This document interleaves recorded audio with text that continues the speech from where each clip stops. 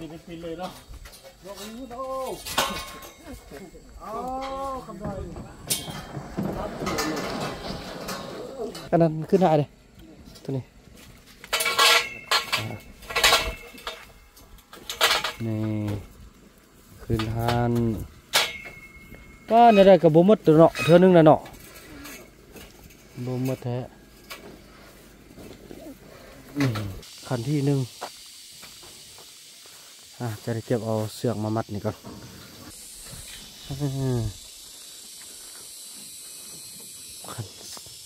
รอบที่หนึ่งรอบที่สองโอ้นี่ได้กับกระเทินเนาะได้ซ่องได้ตึมซ่องรอบเนาะไปขึ้นนี่ขึ้นน้ำไอ้บุญนำเด้มาเขาเนยได้เขานี่ได้โอ้ยังบอกเขาหน้าเลยน้องยันตกเขาไปหน้าเลยไปนะฮะกับแกจะใส่เด้อใช่อย่าบอกอะไรไปกันนะจะว่าอะไรกันไหมนะขอบใจFCผู้มีน้ำใจแบ่งปันเหมือนฟ้าบันดาลให้สร้างรายการนี้มาสวยเหลือคนทุกข์คนจนหรือคนด้อยกว่าด้วยแห่งศรัทธาบุญนำพาได้มาร่วมทาง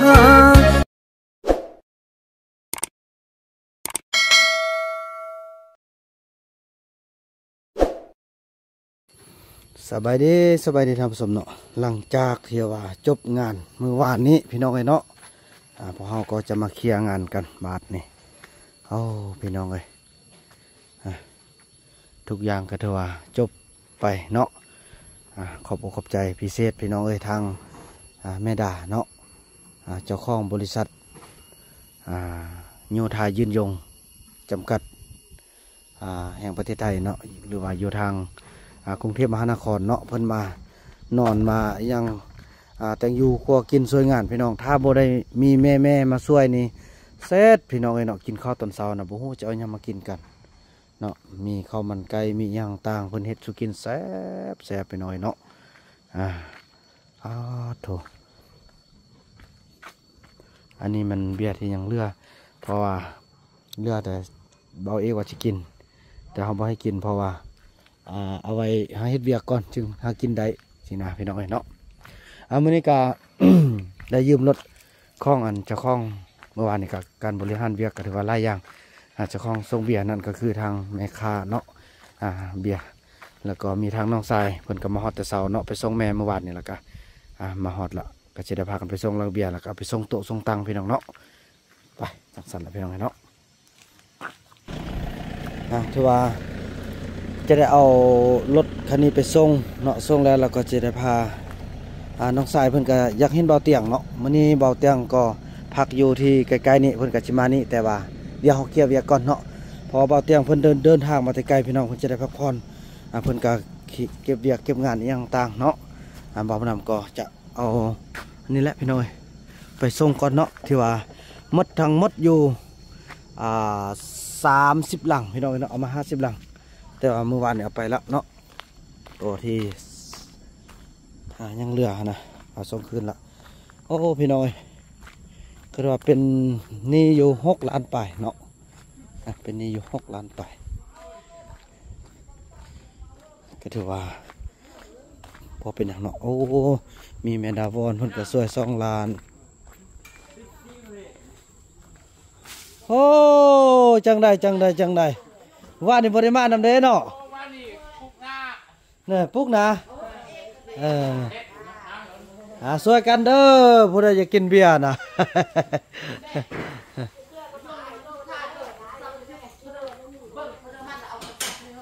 นี่ก็บักยงนะถือว่ามัดความสามารถแล้วบ่ย่อมแล้วบ่พอเพิ่นย่อมเลยครับต้นบักคุณบ่อันบะเอกคันมันบ่ไปปากคันมันเอามันลูกเฮาก็ยาลูกเพลือยาบ่ส้มน่ะสิคำน้อยกี่ใดหรอวะเพลือมันเอาโหดพุ่นน่ะบ่บักเอกเว้ยบ่เกิดดอกแกลองบ่ตัวจริงเนาะคันน่ะบ่อยู่ดอกมันก็ไปก็ถ้าจันยกตั้ง นี่คำน้อยนี้สิอยู่ลองเบิ่งเด้ออันถือว่ามอบให้ทางอายเด้อเป็นพ่อเด้อถือว่าสั่งสอนคันว่าคันมันบ่นั่นแหละก็คืออายว่าแหละสิให้ผู้ใดก็ตามใจอายเด้อ เพิ่นคือกัน เ มัวไปเฮ็ดเวียกเฮ็ดงานตัวปีลูกโลลี ดี๋ยวนี้เดี๋ยวนี้ บ่มักเลย เดี๋ยวนี้ไปรีนอนซะเดี๋ยวนี้ รู้แล้ว บ่เห็นเลย บ่นอนนะมึงบ่เห็นบ่ยงบ่นอน แล้วมันไปนอนซะฮะ เพราะว่าอันนอนอยู่อันตู้เฮาหันแล้วเขาไปบ่ดึก โอ้ไปแต่ดึกบ่งแม่ ไปอยู่พวันต้องไปพวัน บ่ได้นี่จะได้บอกพวานก่อนบ่ได้เลยเจ้าบ่ต้องรับเลยจะว่าสิล่ะ มันไปอันน่ะใส่พวันนั่นก็ถามเงินพวันเฮ้อบ่เฮ้อน่ะเงินเมื่ออันเขาให้เมื่อวานนี้มันแค่นเนาะแล้วก็เขาเบิ่งจะมันเงินบักคุณว่าเงินเองเสียเด็กกับยาสู้เสียตึก1เนาะบักคุณเว้าแล้วเมื่อวาน แค่นเราก็เอาเสื้อชุ่มเสื้อเราไป เอาเฮ้อแหละบัดนี้อันน่ะเขาเงินเมื่อคืนนี้ถามบรรลุนเอาเงิน150,000ให้บรรลุนว่าจะไปน้ำเมียบรรลุนเนาะบรรลุนนั้นเอาเงินเสือตรงส่งแล้วไปกินเบียร์อยู่เฮือนบักคุณนั้นอันมันว่าบักคุณจกเอาน่ะเป็นถามเล่าพูดเลย โอ้สิไปนอนนำนางติ๊กบ่เอาเด้นางติ๊กว่าขี้ค้านบ่เอานางติ๊กว่าเด้อพากันให้ทานเราสิอันนั้นสิพาอันน้องชายไปส่งนั่นก่อนน้องสายน้องไปเฮาไปส่งเบียร์ไปส่งเบียร์เราอันนั้นปั้นนี่แหละเอาปั้นนี่มันจุด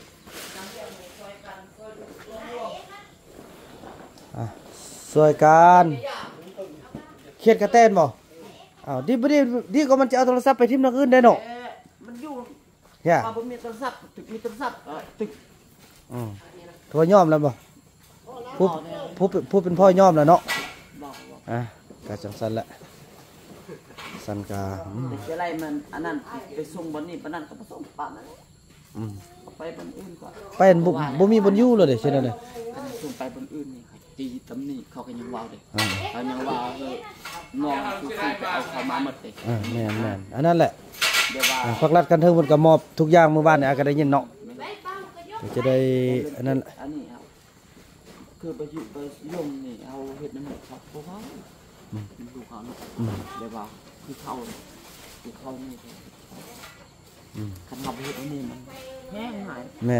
นอยากซ่อนนะอยากซ่อนให้เป็นคนดีนั่นแหละเป็นเก่ามากว่าเครียดเบียกเห็ดเอาโทรศัพท์เฮ้ยกันยังคือเก่า ไปไอไปยกอันลังเบียร์น้องเด้อมาเอาอันนั้นเด้ออันน้องสายน้องพารถอันขึ้นไปก่อนแล้วไอซียกอันนั้นขึ้นน้ำลังอันไปส่งเพิ่นเอารถไปส่งกันอยู่ขึ้นไอ้ข้ามเด้อมันคือเก่าเด้อไปขึ้นแล้วอยู่พี่นะเบิ้งเบียร์ที่ท่าเด้อไอจะไปส่งอันลังเบียร์ก่อนเด้อบ่อันนี้เนี่ยเขาจะได้ไปส่งอันห้องการบ้านเอานี่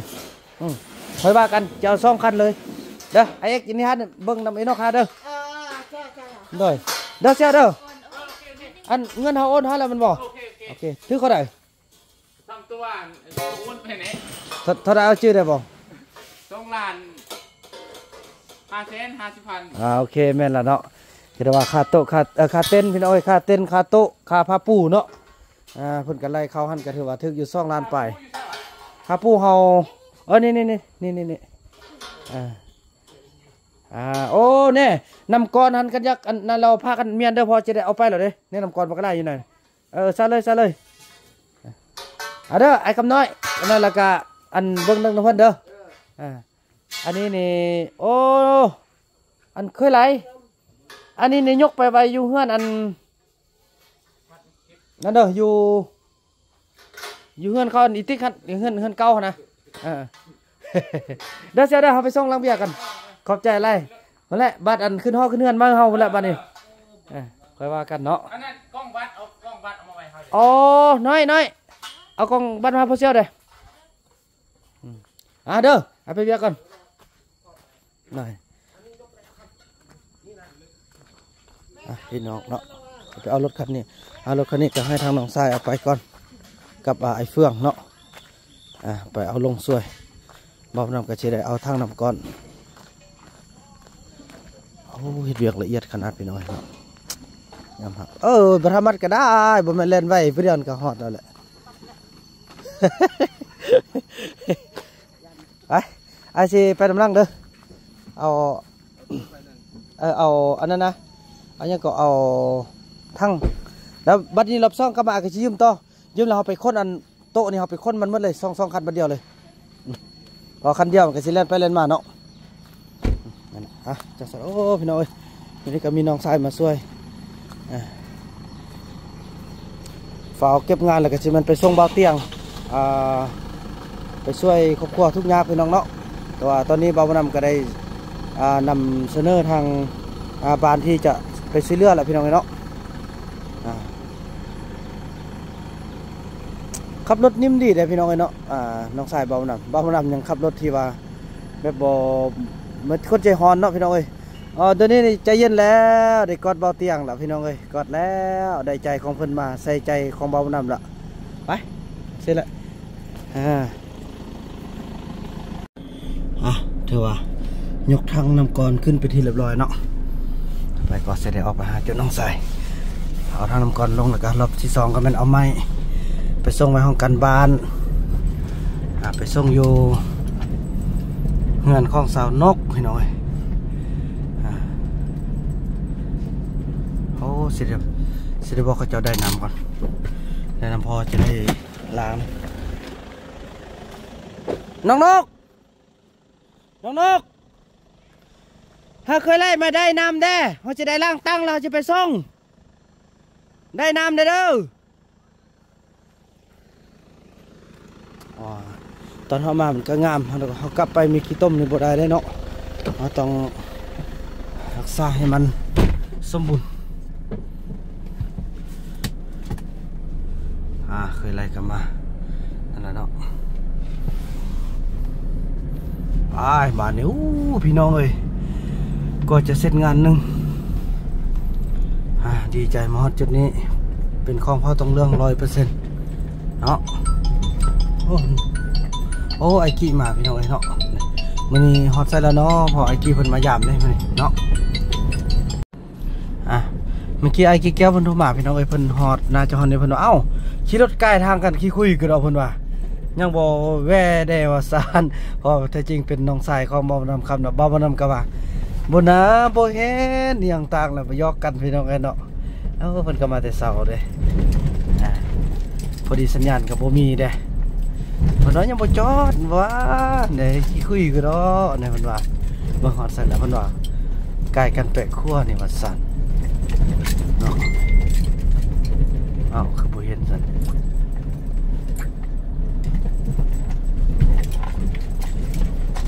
สิยอกกันถึงบ่ได้ให้ขี้แก้วมันเนาะ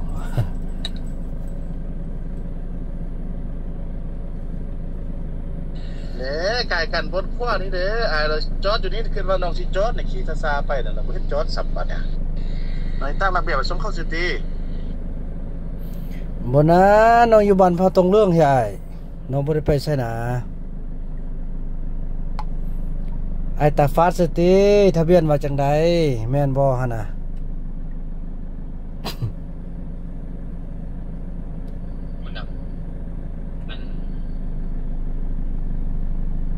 ซื้อของพวกอย่างส่งให้เจ้าเด้อที่ว่ามีขบวนการที่ว่าจะช่วยเหลือของพวกอย่างนะให้ประสานนะโอ้โดยส่งให้เด้อ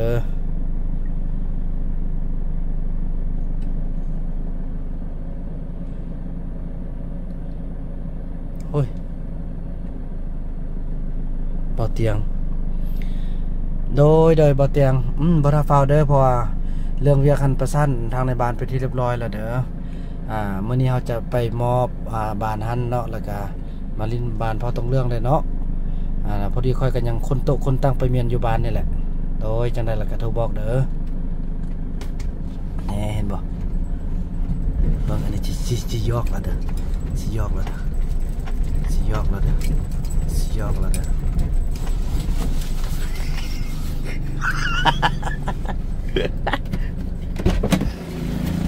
เฮ้ยยอกแล้วแล้วจบบ้ารถอันนี้มันไม่ได้แล้วเราก็มาจอดไปเนาะเงือดมันบอลรถไม่ยอมไปแล่นไปใส่ไปเสนอเนอะบ บ่เคยมีจักเทื่อเด้อ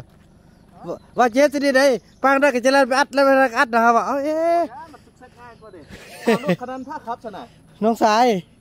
สมบูรณ์ที่เงี้ยไปลูกไอ้มันยุกมันยะมาโดยไปท่าน้องยืนเด้อเขาน้องจะไปส่งลังเบียร์แล้วก็สิกลับมาเราซ่องตึมสิคนโตคนตั้งไปเมียนกันมื้อนี้ต้องมีผู้มาช่วยบ่นะคนโตคนตั้งนะบ่แต่เฮานี่แหละบ่แม่นเข้ารับจางอันบ่แม่นข้องงานว่าซะนะบ่อันเต้นให้เขามาเอาแต่ว่าเรื่องโต๊ะที่เอามาจัดพิธีนะโต๊ะอันยืมของกันบานได้ยืมพอเท่าได้นะสบายดีท่านพอดีมื้อนี้ว่าบ่ได้เด้ไปร่วมทีมงานนำเบาเตียงได้เดี๋ยวนี้เพิ่นก็ไปนอนพักผ่อนอยู่พุ่นแหละอยู่บ้านพักน่ะเขาจะไปทางไหนมื้อก็ประชันจันน่าจะไปบ้านคุณพรก่อนไปซ่อง3ครอบครัวก่อนคุณพรมีแคมทางนี่ก็มีบ่วะตอนที่ฮอดถึงผู้นะมีครอบครัวนึงเป็นเขาอยู่หรอกโอ้คุณพรนึงคุณพรเฮาทางโค้งผู้นะวันที่ฮอดผู้ผู้เมย์เนี่ยผู้รถเมย์แล้วบ้านเราก็ไปด้วยกันแหละนะไปท่าน้องเด้อเด้อโอ้อยากโหเด้อันของควันมันยังเนาะเราข้าวนี่ติมาเที่ยวมาพี่ก่อนโอเคเขาเจ้ามานี่หรอวะบ้านเตียงทองนะบ่นอนอยู่บ้านพักอยู่เฉพาะเขาเจ้ามาดูสิก่อนเขาเจ้ายังเคลียร์เวียกเขาเจ้าได้วันเนี่ยเราไปต้องมาช่วยเขานี้ได้ปะดูเราลองล้มตรงที่จริงเนาะเพราะว่ายังน้อยก็เขาเจ้าก็ได้เก็บให้อย่างซื้อมาเขาเจ้าบอกเลยมาช่วยให้พวกนี้ครับว่าก่อนจะแนะนำเขาเจ้านั้นซื้อแล้วค่อยออกกาเรียกว่าอยากให้อันเบิกตัวจริงเนาะพอเดี๋ยวนี้เขาจะเน้นครอบครัวทุกอย่างก่อนเน้นทันแล้วเขาก็จะกลับในค่ำแล้วก็มานอนก็มื้อเขาก็จะมีแพทย์ต่อไปแล้วบางเทื่อก็จะมีจันสักจึกได้บางเทื่อก็จะได้ไปนำเบาสักจึกพอมื้อน่ะไปเบิ่งครอบครัวที่อันไอ้บ้านแหละมีบ่นึงใครอยู่ทำรถมีช่องครอบครัวอยู่นั่นน่ะรถไปได้บ่ล่ะได้โอ้ดีสนับไปทำกันเนาะบางเทื่อเราก็จะขึ้นรถไปนำแต่บางเทื่อว่าบ่ตัวจริงบ่ตัวจริงรถไปแล้วมันกลับมามันยากเด้เนาะรถตัวเองไปแล้วโอเคได้ยกไอเขาลีกบ่ทันซับพี่น้องเอ้ยเจ็ดแบบอันมอนิโคเลขนะครับรถแบบได้นะเด้อเหนื่อยพี่น้องเอ้ยเนาะยกกันบ่ยืมรถแม่ค้าผู้ซื้อเบียร์แหละพี่น้องเนาะเดินทาง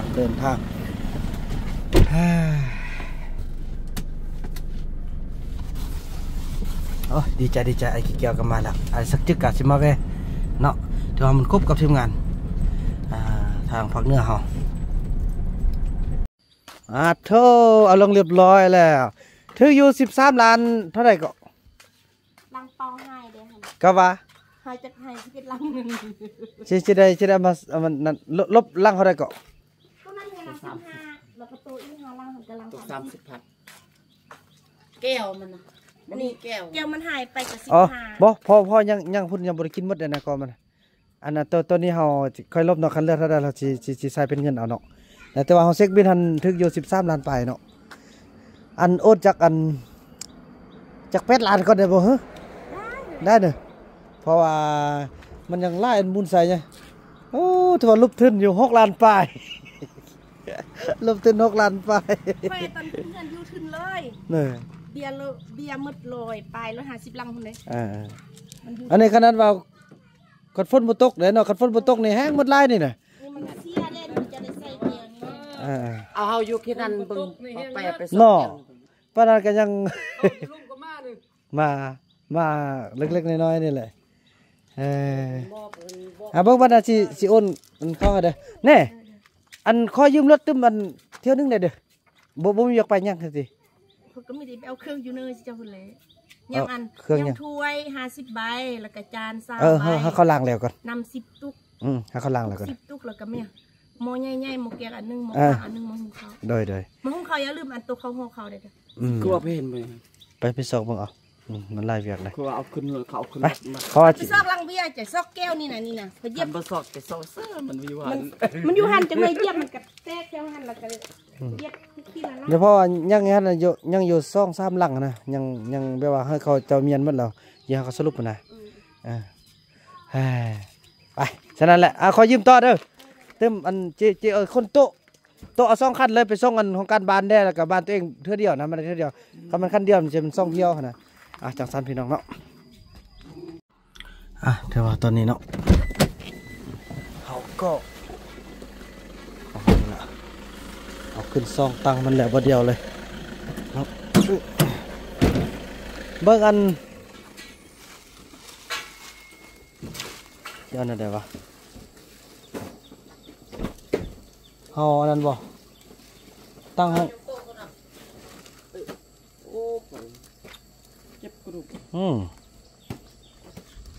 โตบ่จอดเถื่อเบิ่งอันแสดงว่าจะได้ล้างบ่อนั่นน่ะเปื้อนบ่อันนั้นบ่ทันล้างกันได้ติเสร็จก็ได้เนาะอยู่ตรงไปพุ่นแหละสร้างมันเถอะไปเพราะว่ามีเสริมมันมาแล้วเฮาเบิ่งเฮายกมายกคันนี้ขึ้นก่อนของพ่อเฒ่าได้บ่ทันล้างกันได้แหละพ่อเฒ่าแม่เฒ่าก็จะดีดอกไปย่าบ่อันไอ้นี่บ่หายกก็ได้กันว่าเจ็บนะบ่หายกมีแต่เฮาโอ้บ่พลาดเนาะคนพญาติเด้เนาะบ่ขึ้นบ่ปีน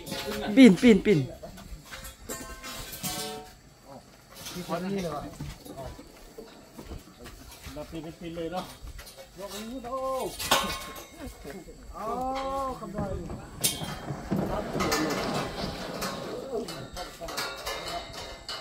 ของแล้วก็กินจ้ำเลยเนาะเอาแก้วปิยาบ่เห็นลายคือเสื้อหมัดหนู30,000ถึง 30,000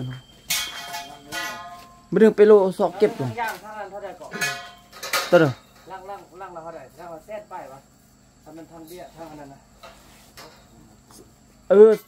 250,000ทางมีนำอันตกอยู่30,000เนาะบ่มีแก้วหั่นน่ะบ่มีแก้วอันนี้เนี่ย15,000เนาะแม่นบ่เกี่ยว15ล่าง30เนาะ30,000เป็นรถสอกเก็บนั่นก็ยังให้มันได้ของมาเท่าก่อนไปส่งของมาเท่าแล้วเราก็ของการบ้านเฮาเอารถมาส่ง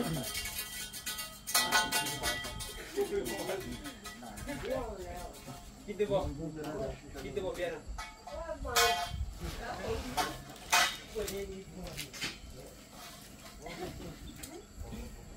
บอกคำหน่อยมาเจอคำหน่อยมันสหนักคนนี้เนาะ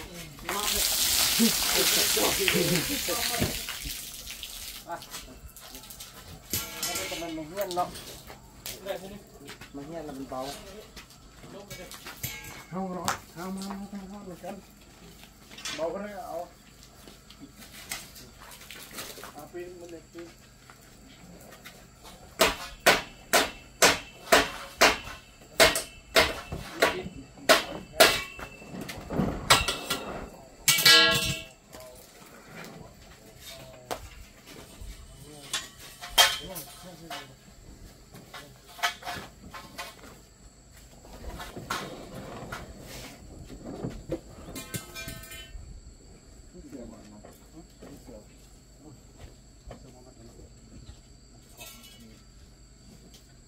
เมื่อแต่ว่าของพอเท่านี่มีแต่2 อันนี่เนี่ย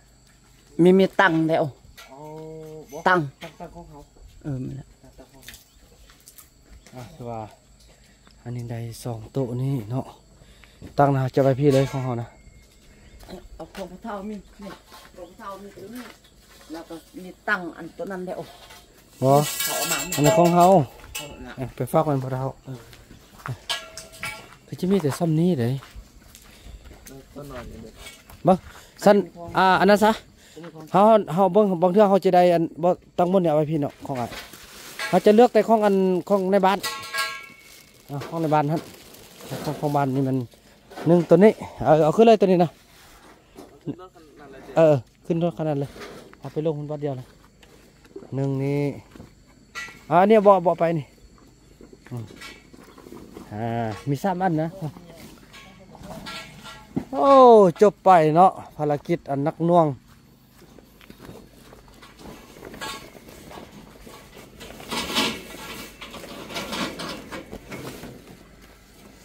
ยัง1 2พี่เด้อ ยังตามมาฆ่าพี่เคย2 อันนี้พอเนี่ยเขาจะได้ใบพี่เอาไปขึ้นเฮือนมาบาบุนำเลยตัวนั้นแหละหันกับตัวนั้น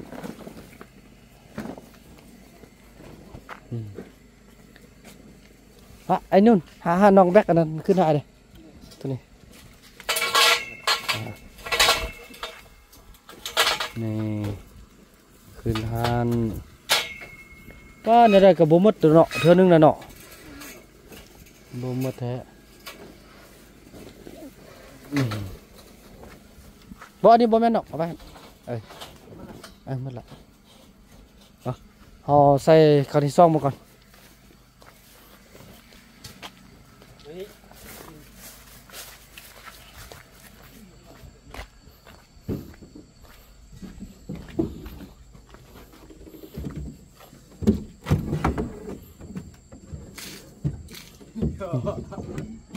บ่หมดเนาะน้องเนาะนั่นแหละก็บ่หมดเนาะ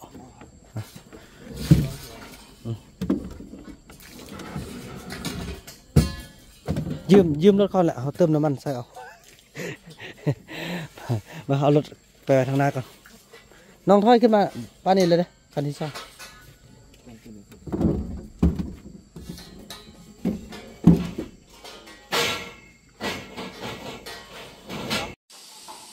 ถือว่าตอนนี้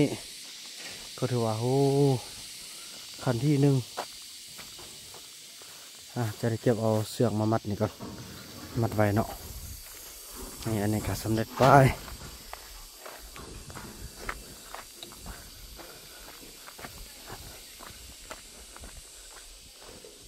แค่นี้ไล่คนเนาะช่วยกันเนาะ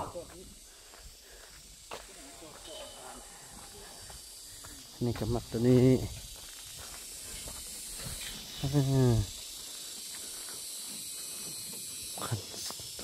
รอบที่1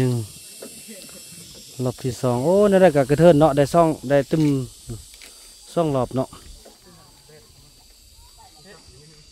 ถึงซ่องรอบ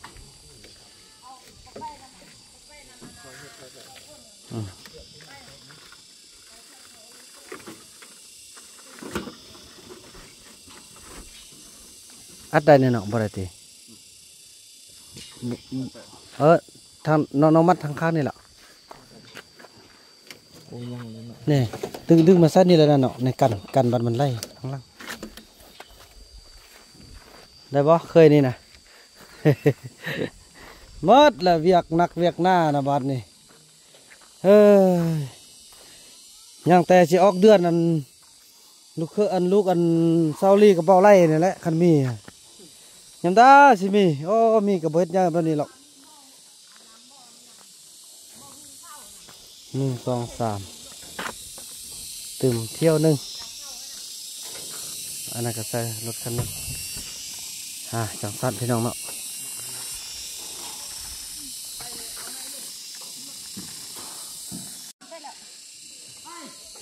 ไอ้นูนไปช่วยอาเดี๋ยวไอ้นูนช่วยไอ้เด้อไปคำน้อยเซิร์นขึ้นรถเลยอีกคำน้อยขึ้นรถเลยเข้าหน้ารถเลยฮะพอละไปเอาเขาไปยกลงนำกันยกลงขึ้นเลยเด้อหัวหน้าเด้อ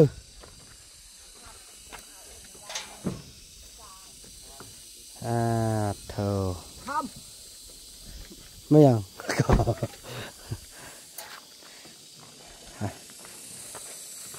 ขึ้นเลยมันแล้วปะโอ้ไปไอ้ตีแก้วเอาไข่จ่ายพละ50 หน่วยเอ้าครับพอดีมีท่าแหละพอยังข้าวอยากเลยบอกคนละ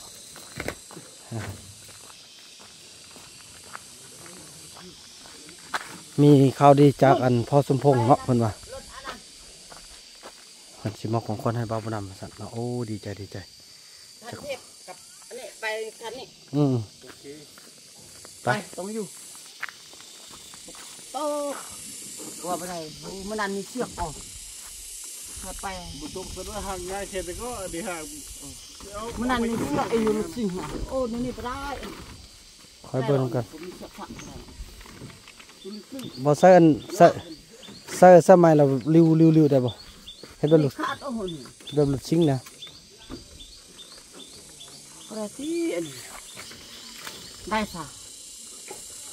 มันเต้นมันนึงก็ช่า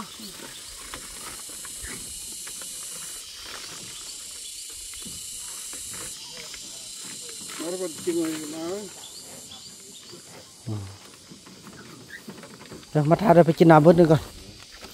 พอได้ไปหากี่แก้วได้เพิ่นมีของขวัญให้พี่น้อยเนาะโอเคเด้อเสียเด้อขอบใจเด้ออาการคนเครื่องนี่ก็ถือว่าสำเร็จแล้วเนาะเดี๋ยวที่เฮาก็ยังหลบซ่อง ไปได้นู่นไปเอกไปขึ้นนำกันหมดพอจะได้ไปช่วยนำกันได้พี่น้องเอ้ยเครื่องลายเนาะไปขึ้นนี่ขึ้นน้ำไอบุญนำเด้มาเขาเนยได้เขานี่ได้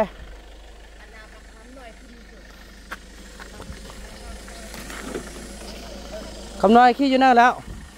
น้องชายเนี่ยก็เฮ็ดเวียกมาตรฐานขนาดเป็นเอาเสือกหัดยังต่างหมดไปมานี่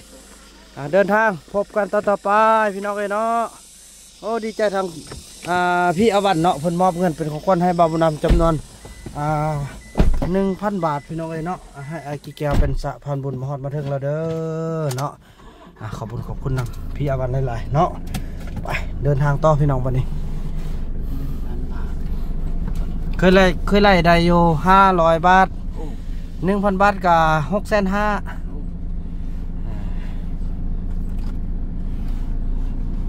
ไปบาทนี่ไอ้เฟืองไอ้แป๊วก็ใจเด้อพี่น้องไอ้เนาะเรามาห้องการบ้านละ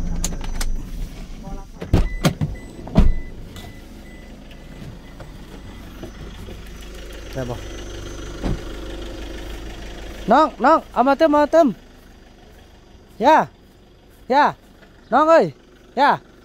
น้องไปพุ่นก่อนเอาไปทางนี้อันนี้มันถึกน้องไงไปนี่มาเนี่ย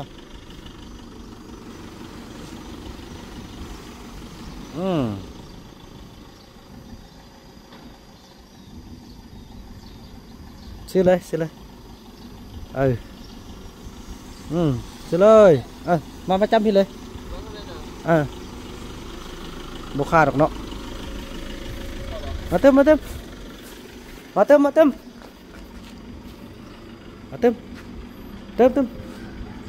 มันง่ายเลยเติมโอเคไอ้กล้องไปเอากระแจไปนึงกันเนาะอันนี้เป็นห้องการบ้านพี่น้องเลยนะเถอะฮะยืนลูกพายอ้าวเฮ้ยเสด็จฉันเอายกปั้นนี่เลยแล้วสินะไม่เท่าเนาะไม่เท่าเอาไปแจงเห่าแล้วว่านี่ลูกเพื่อสามเสด็จบอกอยู่ใกล้บ่ลูกเพื่อนทำโดนอย่าโทรหาเขาไหมว่าเขาจะเอาตั้งมาส่งก็สิมาส่งเข้าไปนึงได้ไว้สิปะอันอายุเท่านั้นก็มีแต่ตั้งอันนั้นฉันน้องอันเอาตัวนั้นลงเราไอซีแล่นไปส่งพุ่นเลยเด้อแล้วน้องกายินบังยินท่าเด้อส่งแล้วก็ไปห้ากันก็อันนั้นข้องกันเฮือนพอเท่ามีแต่บ่โอ้ตรงแม่นเอาหน่อ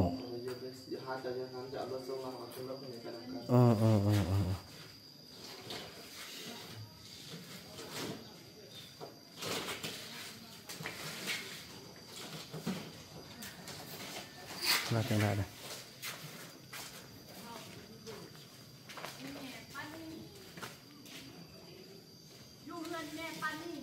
อยู่ซ้ายแม่ปะนี่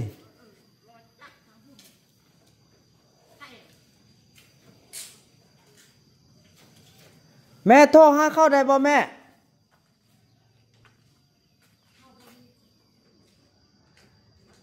โมโหนำเด้อแม่ปานี่นี่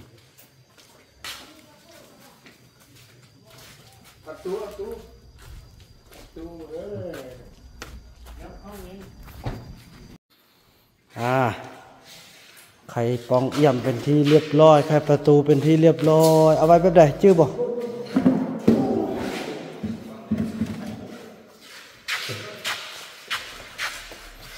โอ้ไอเอกนี่แล้วว่าที่ต้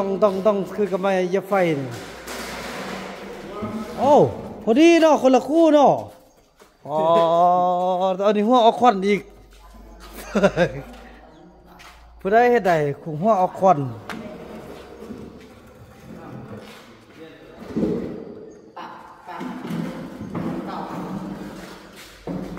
ยังนั่นได้ย่ะ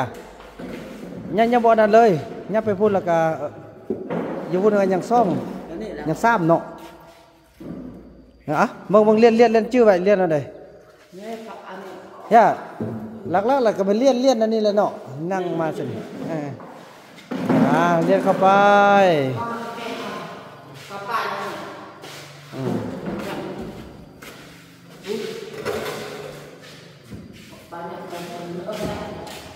คือเก้าจับยกป่าสิเก้า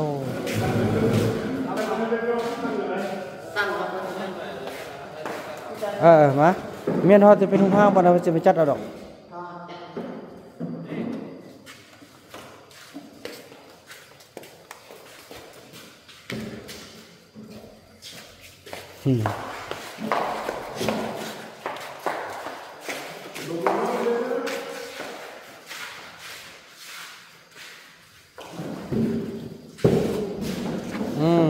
ยังเป็นนี่บาทนี่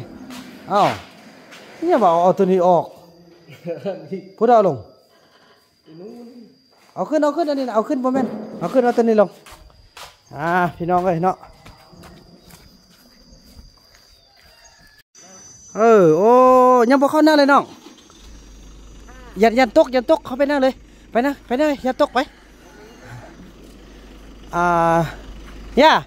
บ่ไปมาเอ๊ะกระเด็นเขาไล่คนละเนาะย่าไปดูนะพอไปยกอันเด้อเอาไอเอ็กไปยกช่วยนำเด้ออันนั้นเด้อไอเฟืองไว้ไปจงช่วยกันยกขึ้นรถท้าเลยเด้อน้องเด้อแล้วรถคันนี้เรายกแต่ตั้งกลุ่มอันเดียวพออันนี้เราเอาตัวนั้นขึ้นมาเลยเด้อไอตั้งเหงานะเราเอาตัวอันห่อพิธีกันนะฮะเอายกซะแล้วขนาดอัดตู้หมดนึงก่อนพี่น้องเนาะอัดตู้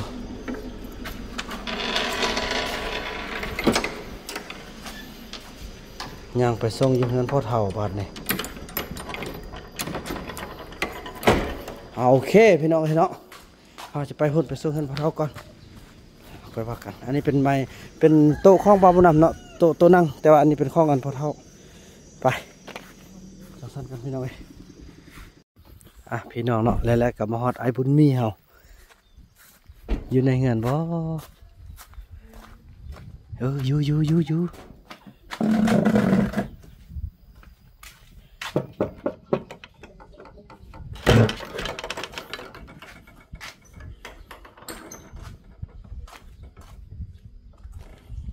โอ้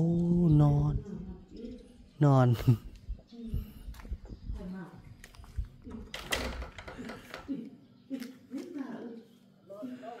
ขึ้นแล้ว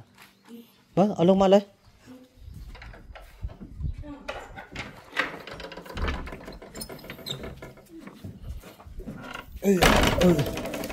ป่าเธอจือกันได้บ่ว่ามันผู้ใดเนาะว้าอุ้ย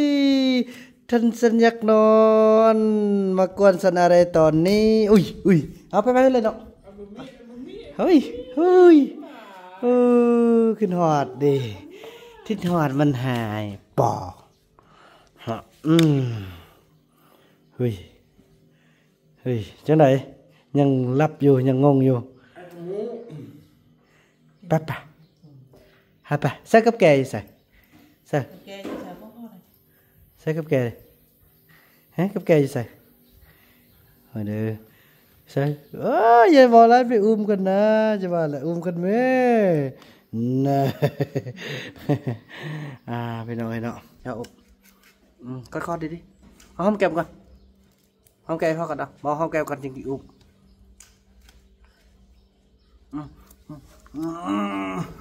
เอาห้องแก้มก่อน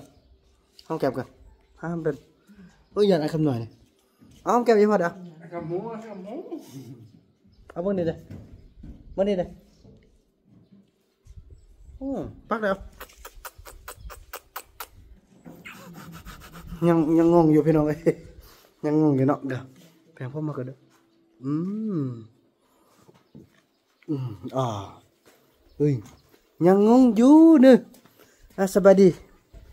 ปูญาเด้อสบายดีค่อยกำลังตื่นเด้อค่อยกำลังตื่นเด้อตื่นเด้อ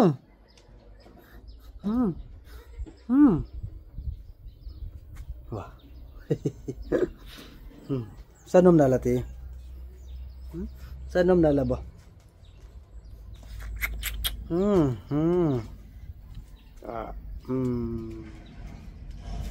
อีพอซีอันคนนั้นตั้งก่อนเด้อตอนนี้ไอ้นู่นก็สวยไปยืนหน่อยไม่ใหญ่เด้อเอาคนตั้งเข้าไปกันเนาะแม่เอาไปยืนนอกกันอันนึงแล้วก็อยู่นั่งอันนึงเนาะไปยืนไม่ใหญ่น่าไม่อยากไปเลย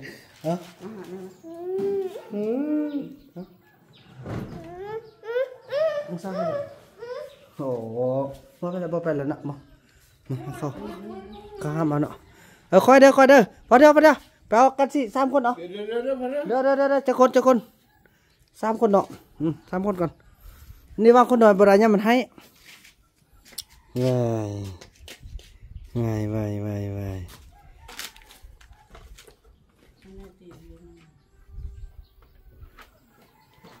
อะไรก็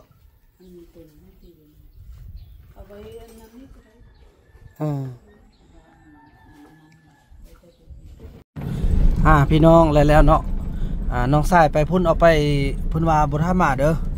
พอเอาขึ้นมาหมดแล้วดีใจที่มีน้องสายช่วยพี่น้องมื้อนี้เนาะ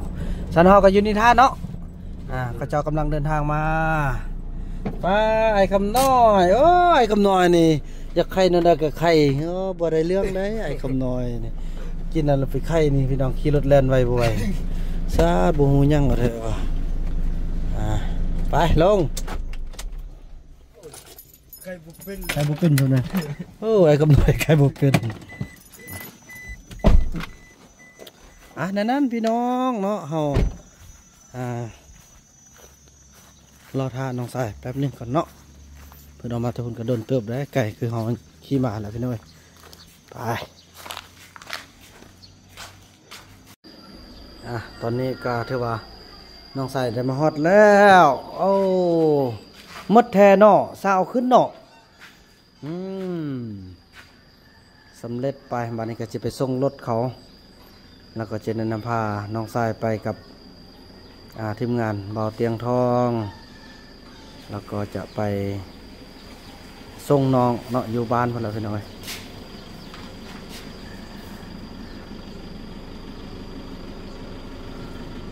โอเคโทษเนาะบัดนี้เนาะไอเอกนี่ดังละเดี๋ยวนี้นะเต้นท่าเต้นโหดขนาดเลยท่าเต้นไอเอกบ่ธรรมดาเลยยอดแซ่เท่าไหร่ลงจักชั่วโมงยอดแซ่ในการเต้นพี่น้องเดี๋ยวถ้าเป็น Facebook อยู่ทางประเทศไทยนี่รวยเลยบ่าวบุญนำเนาะแต่ประเทศลาวเขามัน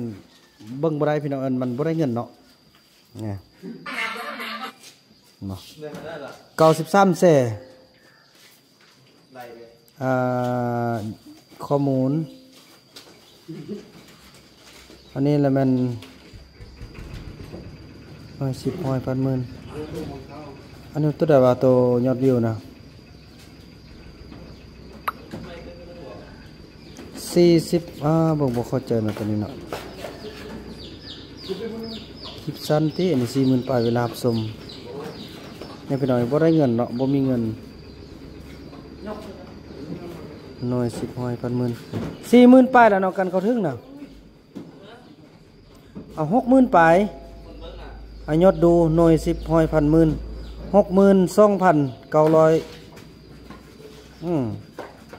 แต่ว่าถ้ามันอยู่ไทยนี่เงินนี่ขึ้นมาเลยนี่พี่น้องเนาะเวลามันเปิดใน001เนาะก็ได้โอเค อันนี้เป็นตู้คอยเด้อโอ้โถตู้ประธานเลยเอ้าไอเองบ่ช่วยกันแด้ไปเสียได้คนดังได้นี่น่ะเต้นม่วนเนาะเมื่อวานนี่เนาะหมดสภาพแล้วเต้นแห้งไล่แห้งหมดแล้วผมตั้งเทิงเด้ออันนี้มันนี่ยกแค่นั้นละ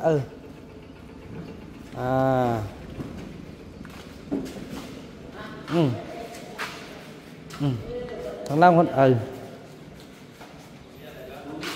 ใช่ชื่อเอาไว้ทางนี้ก็ได้เนี่ยเอาไว้ทางนี้ก็ได้พอปกติบอลเขาเอาไว้นี่แหละ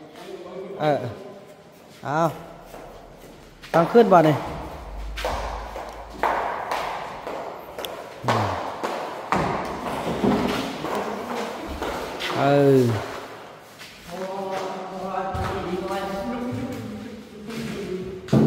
อัพตั้งนั้นก็ได้แหละ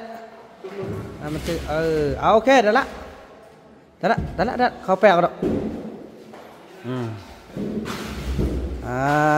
สำเร็จไปไอ้เอกสุดยอดเนาะเราอยากคู่นึงเนาะ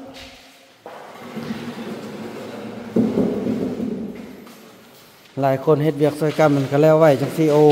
พี่น้องไอ้เนาะ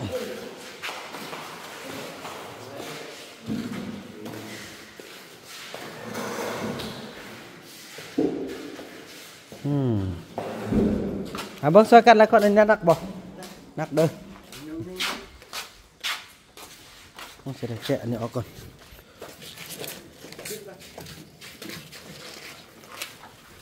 ไอ้เฟื่องไอ้แกะนี่ให้น้องเลยมาเอกซอยกันเอกมาเสร็จแล้วละเต็มอันเดียวเนี่ยนักเด้อนี่มาไอ้เอกมา4 คนนู่นแหละ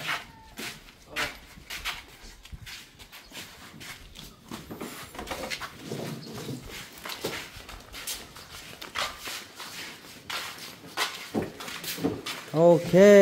สำเร็จผลไอ้เอก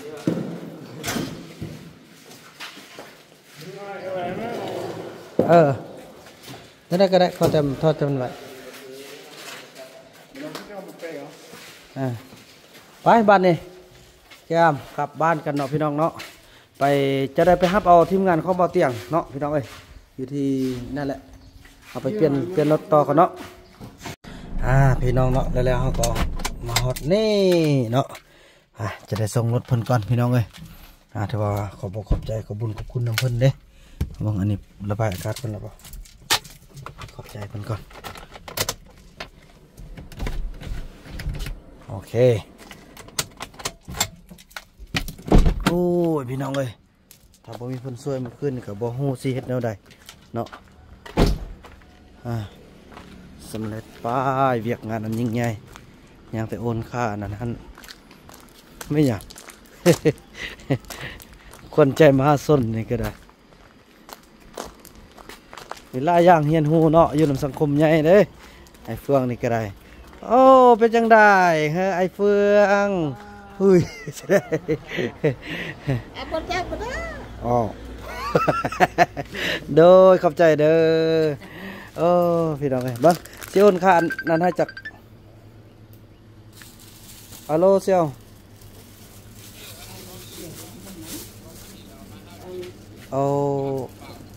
โดยขอบใจเซียวขอบใจเซียวขอบใจพูดได้เรียงนี่ไอ้ปะถึกอยู่อันเบิ้งอันเขียนบินเลยลบให้ได้เพราะมันเงินสิบ่พอเนี่ยเลยสิโอนให้จาก8 ล้านก่อนเด้อบ่เป็นยังตีบ่เป็นยังบ่อันแล้วลังดิยังบ่ฮู้เท่ายังบ่ฮู้เนาะตัวหัน6 ลังเลยยังอีก5 ลังบ่คันว่านี่แหละพากันเก็บเด้อใช่แหละเก็บมากินได้จากอันพวกแก้วแก้วเรามาใส่แล้วล่างที่เฮาอันนั้นหากินมามันส่งยังบนอันนาเขาเห็นอยู่บนหอทอกที่เหนียวเห็นเขาไปทิ้งไปเอามันมาเก็บใส่หมดพอเท่าไรก็เป็นเงินหมดเดี๋ยวเสมอนี่ไปเฝ้าเลยเฝ้าแล้วบรรณาลังเบียร์ขัดบุกครบตัวใดเราค่อยบวกเขาอีกเลย13 ล้านอะไรก็13 4 เซนก็10 4 เซนก็13,000มาลบให้8 ล้าน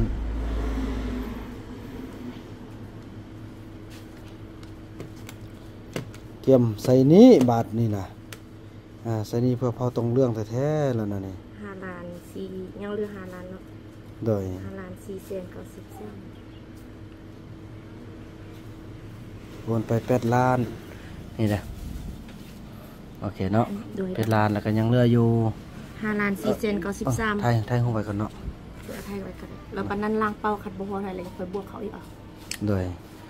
ถืออยู่ยังอยู่5 ล้าน 4 93 โอเค ล้างเป้ากิน11 ลัง โดย คำai mà già nhóm อะเดียวหู ขอบใจเด้อเห็นบ่ไอ้อันเนี้ยจักบ่ฮู้หาก็เข้าไปเบิ่งจังซั่นแหละพี่น้องเอ้ยคลิปนี้บ่าวนำจะขออนุญาตจบคลิปกับซ้ำนี้ก่อนโอ้เบิ่งอันนั้นเด้ออันแม่ดอง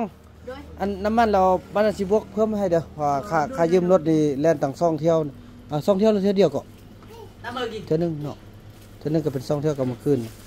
ปัดโทจิย่ายอมสิยอมผมดำอย่าสิไปบ่ได้บ่เฮ็ดนั่นบ่ยอมก็สิยอมผมดำแล้วยอมอยู่พอตรงเรื่องแล้วบ่เฮ็ดมันอยู่เนี่ยไปเฮ็ดเส้นนั้นเขายอมผมดำแล้วสิไปยอมยังผมเรื่องผมแดง นี่แหละนำพาเขาเฮ็ดนะบ่ดีตัวเองมาพัฒนาแล้วสิพาเขาเฮ็ดมันอยู่เนี่ยนั่นนะพี่น้องเนาะ Hắm nồi nọ